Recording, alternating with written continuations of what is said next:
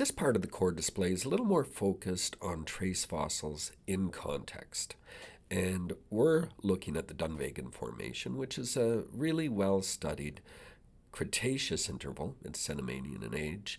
That's been studied in northwestern Alberta and northeastern British Columbia since the 70s. A lot of great work in the 80s and 90s was done by Guy Plint and Janik Bhattacharya, who did his PhD on the unit. And it also was kind of one of the formational crucibles of establishing some of the aspects of the ichnology of deltas, which James McEachern has really been a leader in internationally.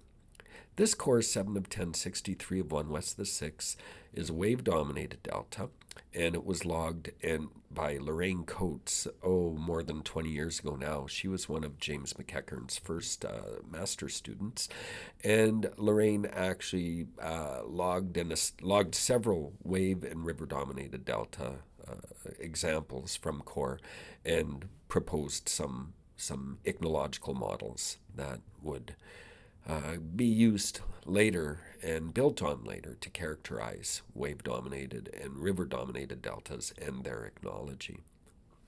This core actually has parts of two delta shingles in it. There's a shingle D3, which is down at the bottom, and shingle D2, that's at the top, and you can see they're separated by a regressive surface of erosion here, which is evidenced by a little bit of a lag with rip-up clasts and whatnot.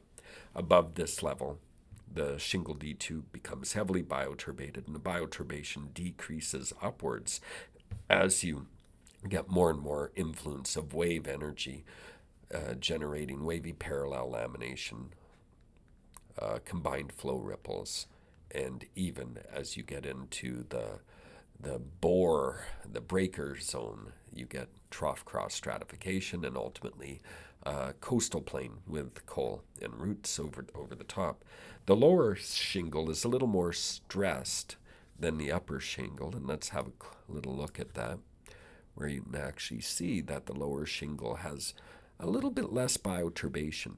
Bioturbation intensities of 1, 2, and none, with kind of a restricted trace fossil assemblage. That's mainly Paleophycus, Planolides, and Helminthopsis, or potentially Phycosiphon.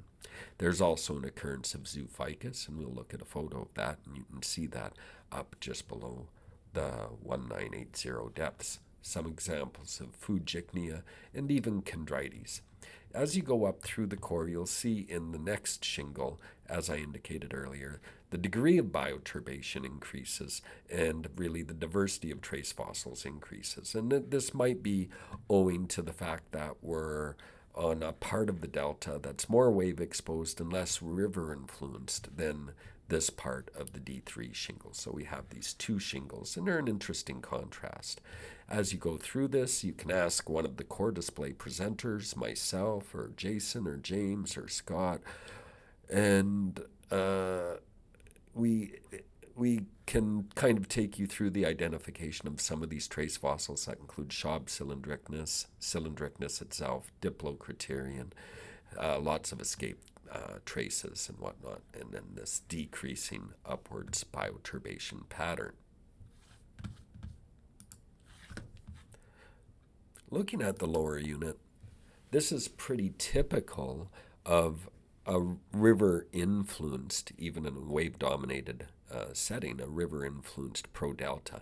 You can see it's got massive appearing muds, sharp-based. Some of them may well be fluid muds that have been transported as plumes or hyperpycnal flows into the sedimentary environment with a little bit of bioturbation here and there, notably Paleophycus, a lined horizontal tube, and Zoophycus going across the burrow here. Now, the core here. And even there's our Phycosiphon in there. Phycosiphon. These will become important later on because they do fit into the context of what McEachern and Ban published as the Phycosiphon ichnofacies, which is emblematic of more distal portions of deltas. and really dominated by deposit feeding. And in this case, this is a low diversity example of that. There's even a little cluster of chondrites. I invite you to go try find that. It's a pretty good eye found that. That's Lorraine. And then as you go upwards into the next shingle, you see trace fossils that I think you'd normally feel a little more comfortable associating with delta fronts and shore face deposits, deposit feeding Macronychnus here, Paleophycus, but given that we've labeled the Paleophycus in amongst these Macronychnus, I'd suggest that it could well be Macronychnus. The other thing it could be is this tail of cylindricnus. Now, I'll point out that these cylindricnus here could well be Rosselia tails, and in core we sometimes have trouble telling the difference, and we tend to classify the biogenic sedimentary structures as we see them. So if we see something, and this is all we see with no evidence of Rosselia bulbs higher up, we'll call it cylindricnus. But we do recognize that cylindricnus and Rosselia probably overlap a little bit in their occurrence in these delta settings. There's other examples in here that are also cylindricnus and Macronychnus, this a little higher up. And you can see again the cylindricnus moving up, and actually the tail part of the cylindricnus is shifting upwards.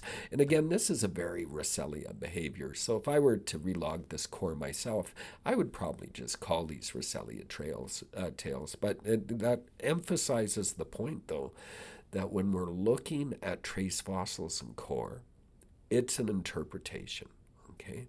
And so when we're looking at these interpretations of biogenic sedimentary structures, there's a chance that you're incorrect. So we're trying to make the best interpretations we can in two ways.